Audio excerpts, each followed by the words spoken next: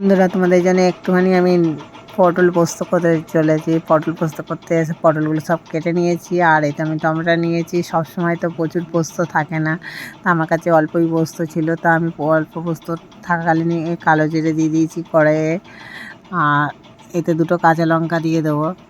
তার আমি পোস্তটার মধ্যে কী কী দিচ্ছি একটু দেখে নেবে। পটলগুলো ভাজতে দিয়ে দিয়েছি, এদিকে পটলগুলো ভাজতে থাকতে পটলগুলো একটু ভাজা হোক, তখন আমি পোস্তটা বাটবো। তা দেখো, পটল পোস্ত করতে আমি কী করছি একটুখানি দেখবে পুরো ভিডিওটা, আশা করি। আর একটু নুন দিয়ে দিলাম। নুন তো মনে হচ্ছে না, আমার হলুদের ডুবিয়েছি, নুনটা কেমন লাগছে তাই জন্য নুনটা বোঝা যাচ্ছে না। এটা আমি নুন দিয়েছি, আর একটু সামান্য একটুখানি পটলে সামান্য একটু হলুদ দিয়েছি, নাহলে যতই পটল পোস্ত করে একটুখানি হলুদ না দিলে ভালো লাগে না। আর আমি এতে টমেটো দিয়ে দিয়েছি, আর খুবই অল্প তেলের মধ্যে দিয়ে আমি ঢাকা দিয়েছি। এতে কোনো জল ব্যবহার করছি না, আমি এমনিই ঢাকা দিয়ে দিয়েছি। দেখো, হ্যাঁ, আমার কাছে খুব একটা পোস্ত ছিল না, তাই আমি যেটুকু পোস্ত ছিল এর মধ্যে আমি একটুখানি টমেটো, একটু কাঁচা লঙ্কা দিয়ে কাজ চালিয়ে দিয়েছি।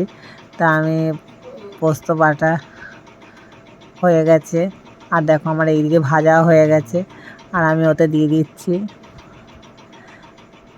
পটলগুলো। আমার ওই পোস্ত বাটতে বাটতেই হয়ে গেছে, আর আমি একটুখানি যেহেতু শুকনো শুকনো ডাই করবো, তো সেই জন্য একটু জল খুব কমই দিয়েছি, কিন্তু পোস্ত ধোয়ার জলটা দেবো একটুখানি, পোস্তটা যাতে ভালো লাগে খেতে, সব মশলাটা ঢোকে। তো আমি পোস্ত বাটার জলটা একটু দিয়ে দিচ্ছি, আর এটা একটুখানি তেল ছড়িয়ে দেবো, কাঁচা তেল, আর একটুখানি সামান্য একটুখানি চিনি দেবো। আর চিনিটা আমার দেওয়া হয়ে গেছে, আর আমার পটল পোস্ত রেডি হয়ে গেছে।